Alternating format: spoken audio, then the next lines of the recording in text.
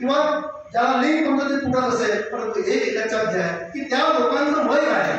आपण जर त्यांच्या वयात जाऊ तर प्रामुख्यानं आपण ते सुद्धा बोलण्याच्या लायकीचे असू किंवा नसू हे सुद्धा संशोधनाचा विषय. आज या ठिकाणी मंचकावर बसणारे सर्व मान्यवर अन्सीच्या पुढे आहे, अन्सीच्या पुढे आहे आणि आपण त्या दृष्टिकोनाचा विचार केला तर आपण कुठेच नाहीये.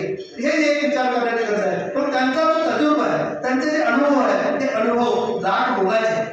एकंदर एक अनुभव जर त्यांचा या ठिकाणी एखादा अनुभव जर आपल्याला सांगत असेल आणि एखादा त्यातून एखादा स्पार्क आपल्या मनात झाला असेल तो मिळाला तर प्रामुख्याने आपलं जीवन बदलून टाकण्याचं, आपलं आयुष्य बदलून देण्याची ताकद या ठिकाणी मंचकावर बसणाऱ्या या ज्येष्ठ मार्गदर्शकांची आहे. हे सुद्धा या ठिकाणी लक्षात घेणं गरजेचं आहे. आपण या ठिकाणी या मान्यवरांनी अनेक वेळा या महाविद्यालयाला न्याय मिळवून देण्याची श्रेय मला दिलं असतं तरी त्याला मी नम्रपणे सांगू इच्छितो.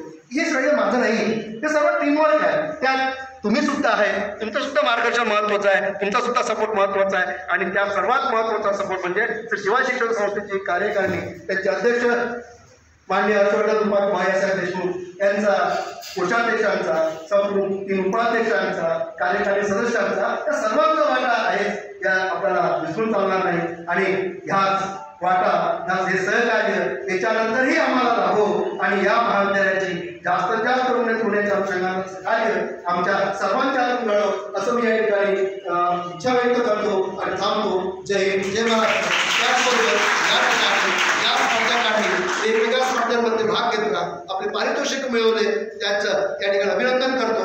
आणि ज्यांना पारितोषिक मिळाले नसेल तर त्यांनी यातून प्रेरणा घ्यावी आणि उत्कृष्ट आणखी चांगलं कसं करता येईल या दृष्टिकोन तयार करून स्वतःला व्यवस्थित चांगलं घडण्याच्या अनुषंगानं, एक शुद्ध घडवण्याच्या अनुषंगानं आणि एक चांगला नागरिक घडण्याच्या अनुषंगानं कार्य करावं असं या ठिकाणी बोलताना थांबतो. जय हिंद, जय महाराष्ट्र.